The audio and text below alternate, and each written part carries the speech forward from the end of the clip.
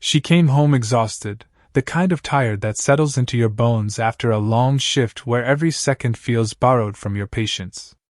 The street light outside her house flickered slightly as she approached, and for a moment she didn't notice anything unusual. Her mind was still half stuck in spreadsheets, deadlines, and the irritating way her manager said urgent about everything that wasn't. Then she reached the door.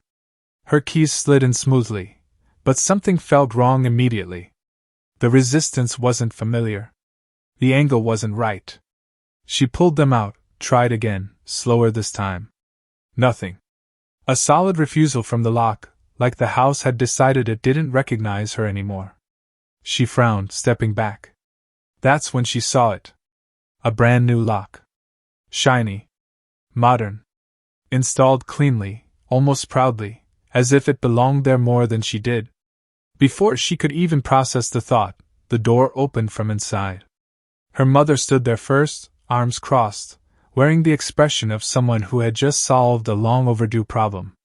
Behind her, her father leaned casually against the hallway wall like he was inspecting a property he had every right to judge. "Well," her mother said, smiling too calmly. "You're back." It wasn't a greeting. It was an announcement.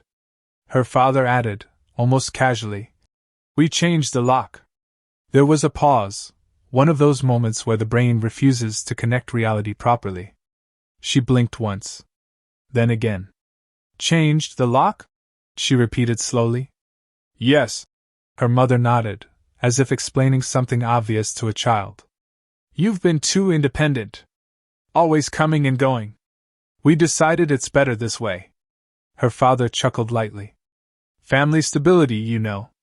Inside the house, she could see small changes already. Shoes rearranged. A bag moved. Her space subtly rewritten like a document someone edited without tracking changes. The air itself felt slightly rewritten.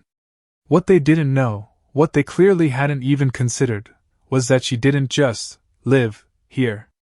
Years ago, after a break-in scare in the neighborhood, she had set everything up quietly. No arguments.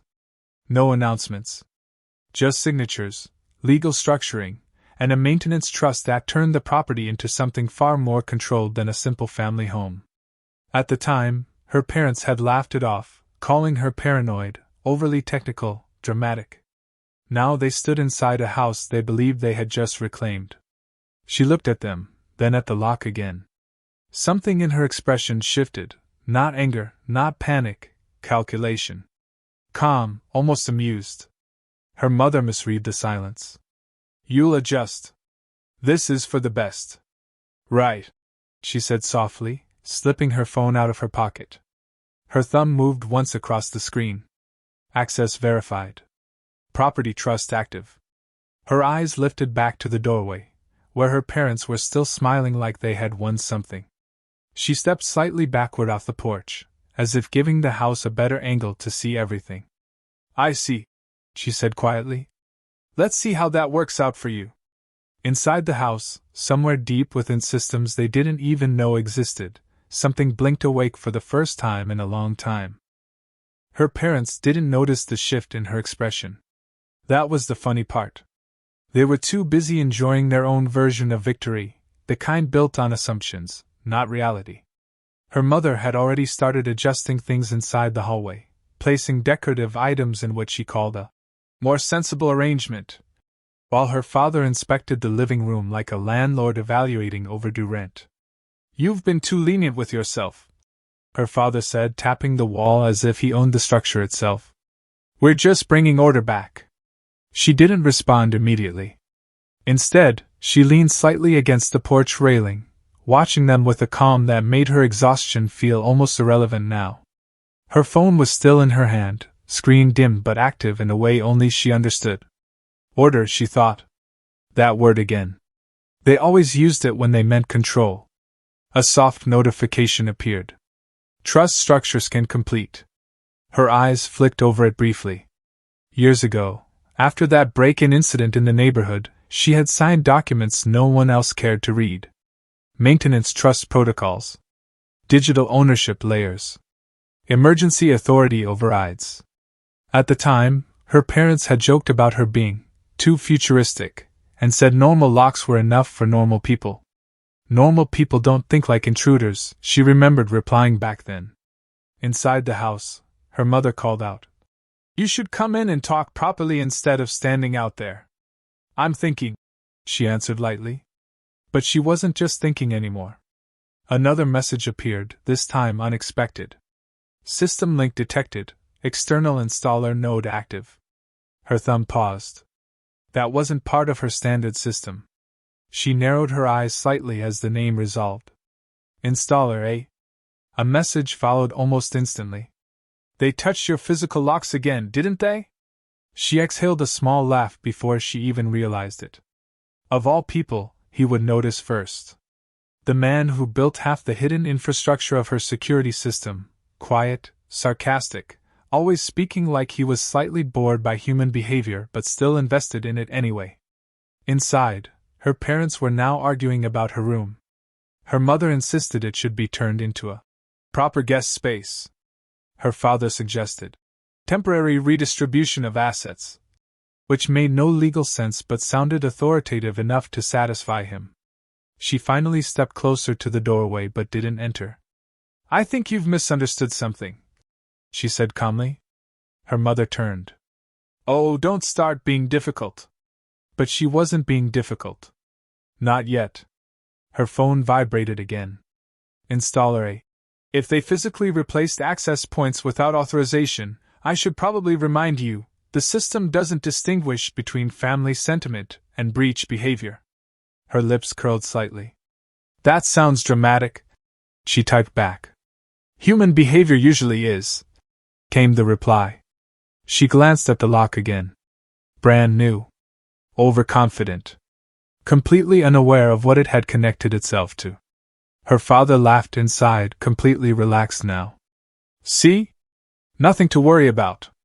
She'll calm down." She almost felt sorry for them. Almost. Because beneath the surface of that house, something very old in design but very precise in execution had already begun to respond, not loudly, not violently, but with quiet certainty. And for the first time since she arrived, she stopped leaning back. She straightened slightly, eyes steady. "Let's see," she murmured mostly to herself. "How long that confidence lasts." The locksmith arrived just after dusk, when the light outside the house started turning soft and uncertain, like it wasn't sure whether to stay or leave. He didn't come with any dramatic entrance, no rushing van doors, no loud tools. Just a calm walk up the path, hands in his jacket pockets, as if he had been invited to a casual evening conversation rather than a family situation that was slowly turning strange. Her parents noticed him first. "And who is this?"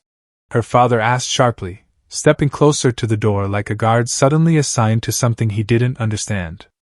The man looked up at the house once, then at her, then smiled faintly. Not a friendly smile exactly, more like recognition mixed with mild disappointment. "So they actually did it," he said under his breath. Her mother frowned. "Did what?" He ignored the question at first, scanning the new lock with a quiet focus that didn't match his relaxed posture. Then he reached out, lightly touching the edge of the installation. "Clean work," he muttered. "Too clean for amateurs." Her father puffed his chest slightly. "We had it changed professionally." That earned a short laugh from the locksmith. "Oh, I know," he replied. "That's the problem." She stepped forward slightly. "You know this system?" He finally looked directly at her. That's when the tone in the air subtly shifted. Not louder, not darker, just more aware. Like something invisible had recognized another piece of itself. "I designed the original master integration layer," he said simply. "Before your building management even understood what adaptive locking meant." Her parents exchanged a confused glance. "Adaptive what?" her mother asked. He sighed lightly, as if explaining something to people who insisted gravity was optional. "Your lock isn't just a lock. It's part of a network trust system. It doesn't care who thinks they own the house. It only responds to verified authority signals." Her father scoffed. "That's ridiculous." It's a house, not a spaceship. The locksmith smiled again, but this time it wasn't amused, it was knowing. That's where you're wrong, he said quietly. As if on cue, something inside the house clicked faintly. A soft mechanical sound, like a decision being made far away. Her phone vibrated once. System behavior update, trust breach detected. She didn't look surprised anymore. Just observant. Focused. Inside, her parents suddenly noticed the hallway light flicker. Then stabilize. Then dim slightly, as if the house itself had decided to lower its tolerance for noise. Her mother waved it off. Probably just wiring. But then the front door didn't respond when her father tried to close it fully. It paused halfway, then adjusted itself back open by a few centimeters, like it was refusing compliance.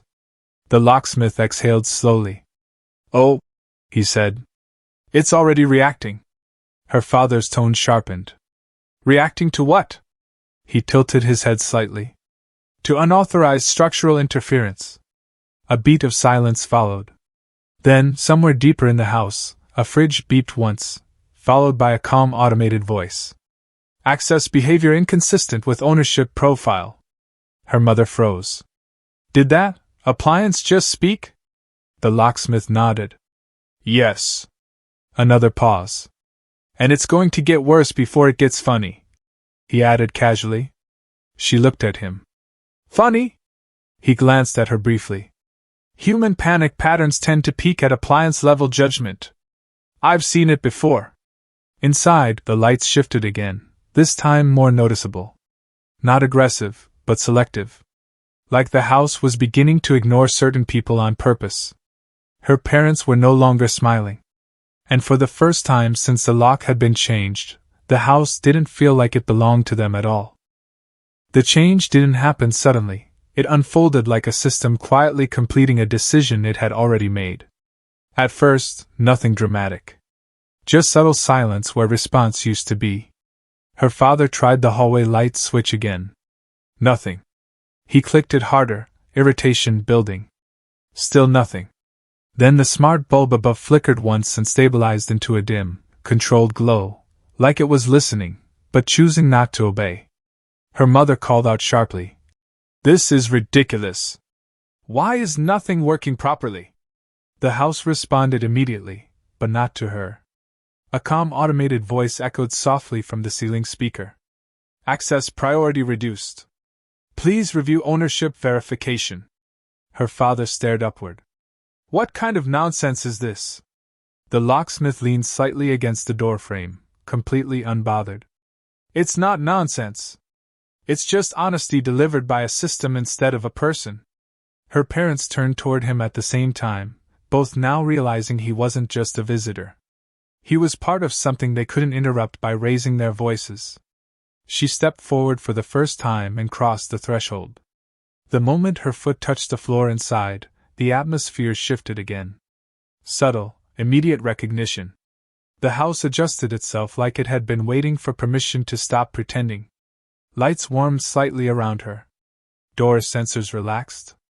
Even the air conditioning seemed to recalibrate, as if correcting a long-standing mistake. Her mother tried again, softer now. We were just trying to help you organize things properly. She didn't answer immediately. Instead, she looked around the house, the rearranged furniture, the altered spaces, the small signs of forced order, imposed without understanding what they were touching. Then she spoke quietly. You didn't change locks, she said. You changed your assumption about what you had access to. A notification chimed through the house systems. Primary ownership verified. Her father stepped forward. This is our family home. The locksmith finally pushed off the wall slightly, his tone still calm but sharper now. Ownership doesn't care about sentiment. It cares about authorization. As if responding to the statement, the front door gently clicked shut behind them, not locked in panic, but sealed in confirmation. Then another sound followed. A soft, layered series of mechanical confirmations echoing through the house. One by one, internal systems began to isolate external control attempts. Her mother's voice rose slightly. What did you do? She finally met her gaze. Nothing you didn't start. The house spoke again, but this time the message was directed clearly at the unauthorized occupants. Guest mode active. Movement permissions restricted. A comedic silence followed that somehow made everything worse. Her father tried to open the back door. It didn't respond. He tried again. Nothing. Then, unexpectedly, the smart fridge in the kitchen chimed politely. Suggestion: reconsider behavioral input for improved access experience. Her mother actually gasped. The fridge is mocking us. The locksmith let out a small, quiet laugh. It's not mocking. It's evaluating. She couldn't help it then. A faint smile formed, not cruel, but final. Controlled. Like someone ending a debate they never truly needed to have. The system interface on her phone displayed one last update. Full control restored. The house was hers again, not through force, but through recognition. Her parents stood in the center of it, no longer confident, no longer in charge of anything except the consequences of a decision they thought was simple. The locksmith looked at her softly, voice lower now. So, he said, do you want me to normalize access, or let them sit with the lesson a bit longer? She glanced at the house, then at them, then back at the comm system status glowing on her screen. No, she said quietly. They can stay. Just, as guests this time. And somewhere deep in the structure, the house confirmed it with quiet precision, as if it agreed that balance had finally been restored.